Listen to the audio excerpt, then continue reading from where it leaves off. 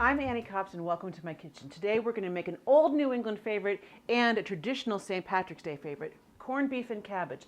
But we're not going to make your grandmother's corned beef and cabbage. We're going to make something that's going to make you sing. It's so good.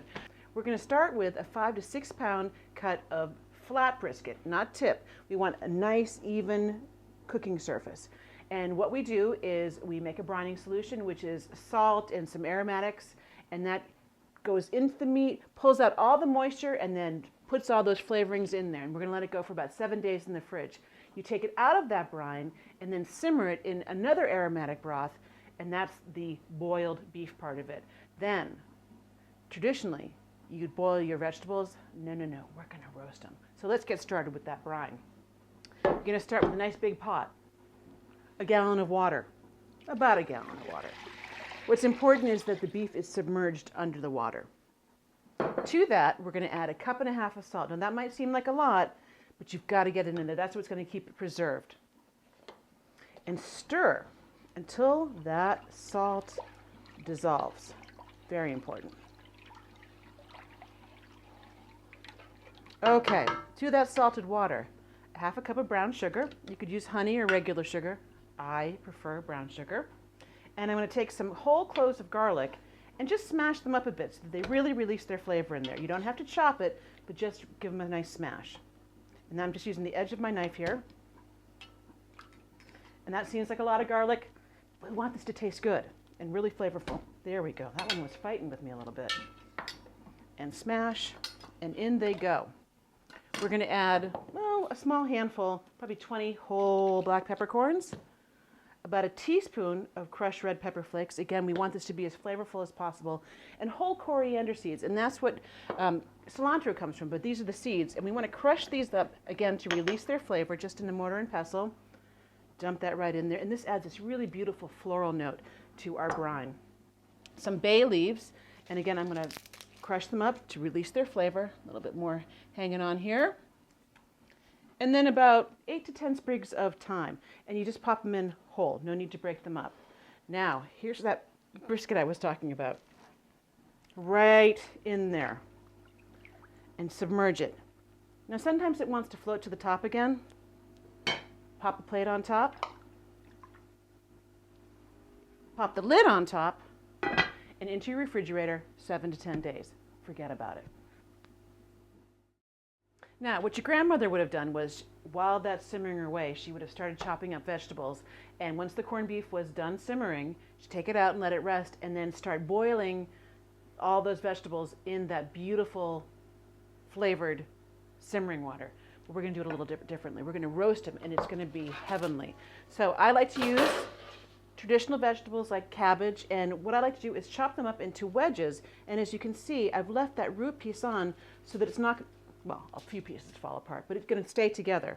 So I'm just going to half it and then quarter it like so that you have pieces like this. And I'm going to dump them all into a bowl like so and add some olive oil, just enough to coat it, pepper, because we want this to taste good, and salt. And then use those tools that God gave you. Just stick your hands right in there and get enough oil on there to coat the cabbage. Now we're going to be doing some other vegetables, and it appears that there's going to be some extra room on this sheet. Now see this little pile? These are just loose leaves that I'm going to put on there. They'll roast up beautifully. Now I still have a little bit of olive oil, salt, and pepper in there. I'm going to use that. How about some carrots and some parsnips? The parsnips, you just need to peel and cut. Any vegetables that are hardy and will do well under roasting conditions. Toss them in that olive oil, salt, and pepper. A little bit more salt, and a little bit more pepper. And they are good to go right on here. Now I'm going to pop them into 400 and 450 degree oven. They take about half an hour or so. It depends on your oven. But you want them to get nice and brown and really, really caramelized and flavorful. So you might have to flip them over at some point. So just keep an eye on them. First tray goes right in the oven. So the roasted vegetables have come out of the oven, and look how gorgeous they are. Those potatoes are nice and brown and crispy in texture. The turnips are just going to get nice and sweet and still have a little bit of heat in them because they are turnips. And the onions and the parsnips and the carrots, and look at that cabbage. Now, boiled cabbage or beautifully roasted cabbage, you have a choice.